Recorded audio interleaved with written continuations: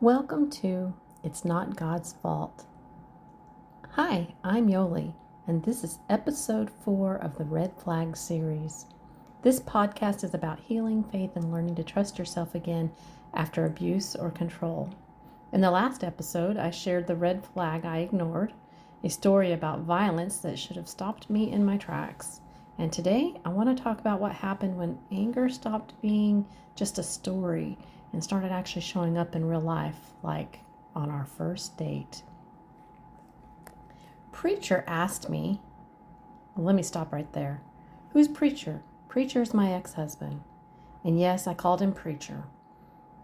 Did he start out as a preacher when we got married? No, that came later, and I'll explain that in later episodes. So let's get back to the story. So Preacher asked me out to a restaurant that he had been talking about for weeks. This was our first date. He was so excited to take me to it so that I could experience what he had experienced. We walk into this dimly lit restaurant. It was lined with wood walls and it smelled like oil. You could just almost see it dripping off the walls from all the fried fish. It wasn't fancy, but it wasn't a dive either. It was decent. And it was a date. And I wanted it to go well. I was a little nervous because it was our first date.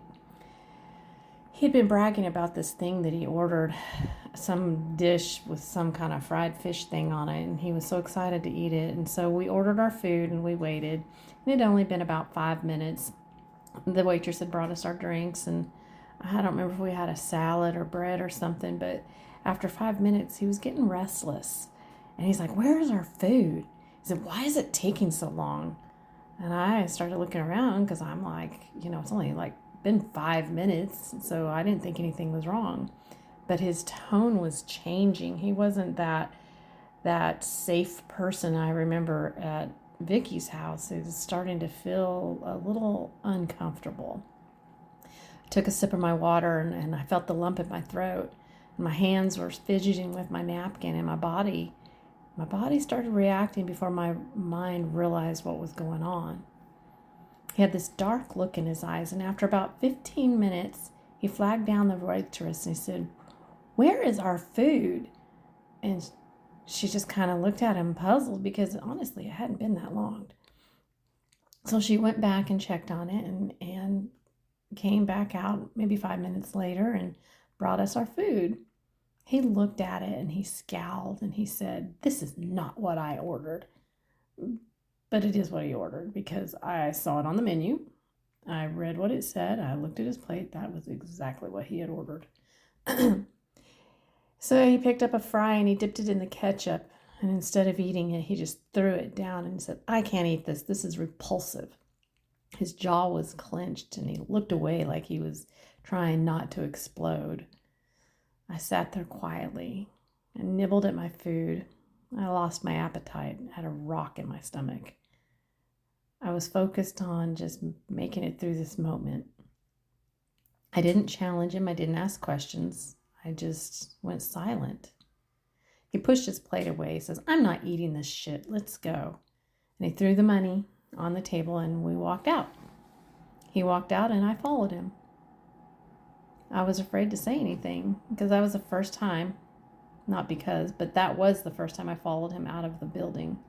And it wouldn't be the last, as if you stay with me, you'll learn later. My body knew the lump in my throat, the rock in my stomach, the tightness in my chest, my shaking hands. My body knew those were all warning signs. Fear is information. We are taught to ignore it, usually from our childhood. I told myself, he was just having a bad day. Maybe he was hangry or he was stressed out. It was not about me, so I minimized it.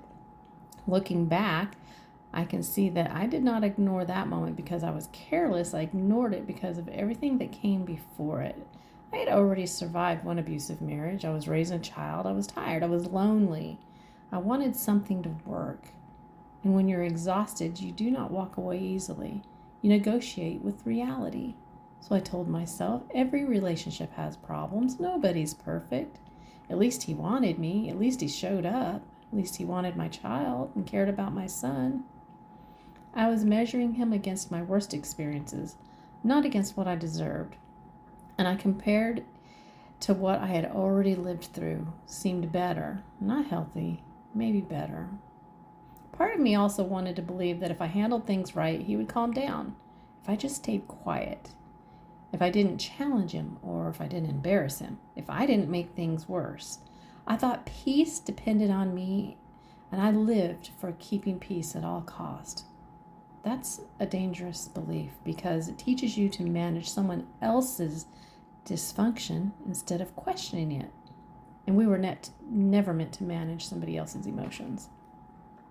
There was fear. I didn't fear him yet, but I feared being alone. I feared starting over. I feared admitting that I had made another mistake. I feared disappointing people. I feared being judged. So I stayed quiet, stayed hopeful. I stayed. And there was faith mixed into it as well. I believed love meant endurance. I believed that commitment meant patience, and that walking away means failure. So I spiritualized my silence. I called it grace, but really it was just self-abandonment. I didn't trust myself because my first marriage had already convinced me that my instincts were unreliable, that I was too sensitive, too emotional, or reactive. So when my body said, this isn't safe, my mind said, you're overreacting. And I listened to my mind instead of my body. Now I know this. I wasn't weak.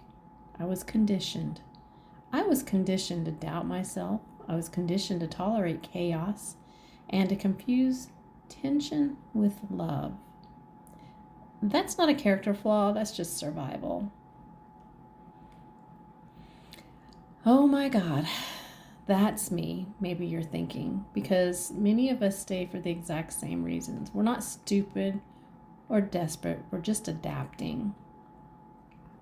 I can see clearly that now he was testing my boundaries, seeing what I would tolerate and how much I would put up with. And I showed him. I'll put up with all of it. In the next episode, I'm going to talk about what happened when concern turned into control, and when love started looking like supervision, especially with my son. If someone makes you feel afraid in public, they will make you feel even more afraid in private. Don't forget that and don't ignore it. Thank you for listening.